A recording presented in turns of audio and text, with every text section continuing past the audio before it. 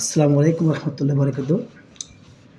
সুপ্রিয় শিক্ষার্থীবৃন্দ, আজকে আমরা অষ্টম শ্রেণীর পৃষ্ঠা 13 নম্বর উদাহরণ 1 নম্বর সমাধান করার চেষ্টা করব। একজন দোকানদার প্রতি হালি ডিম 25 টাকা দরে ক্রয় করে প্রতি 2 হালি 56 টাকা দরে বিক্রি করলে তার শতকরা কত লাভ হবে? তো লক্ষণীয় যে এখানে প্রতি মানে এক হালির দাম যদি 25 টাকা হয়, তাহলে যেহেতু এখানে 2 হালি ডিমের দাম 2 হালি ডিমের বিক্রয় মূল্য 56, তাহলে আমাদের কি করতে হবে? আগে 2 হালি ডিমের ক্রয় মূল্য বের করতে হবে। তো আমার লক্ষণীয় 1 হালি ডিমের দাম 25 টাকা, অতএব 2 হালি ডিমের দাম 50 টাকা। তাহলে এখানে আমরা ক্রয় মূল্য পেলাম কত? ক্রয় মূল্য 50 টাকা। 50 টাকা। আর 2 হালি ডিমের বিক্রয় মূল্য মূল্য 56 টাকা। তাহলে এখানে 2 হালি ডিমের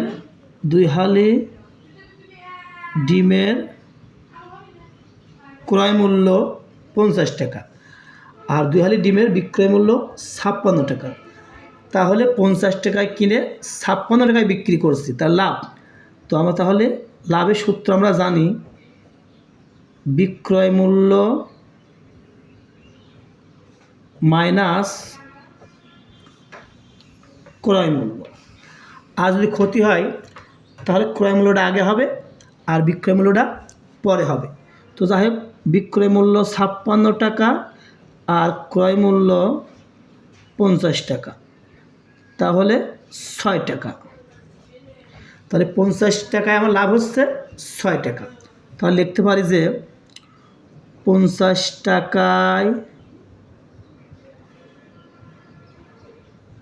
লাভ হয় 6 টাকা। অতএব 1 টাকায় লাভ হয় 6/50 টাকা। যেহেতু প্রশ্নে চেয়েছে যে শতকরা, তার শতকরা মানে 100, অতএব 100 টাকায় লাভ হবে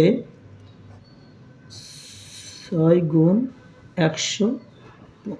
তো আমরা কাটাকাটি করতে পারি, 50 100-র মধ্যে 2 বার যায়, তাহলে 6 দুগুণে 12।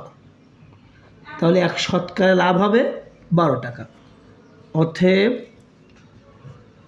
উত্তর 12 টাকা।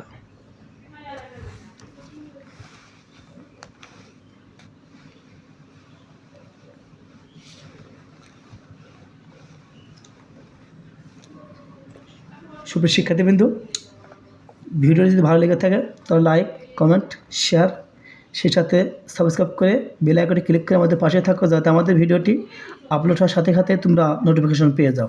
ধন্যবাদ। আসসালামু আলাইকুম রহমতুল্লাহ বরকাতুহু।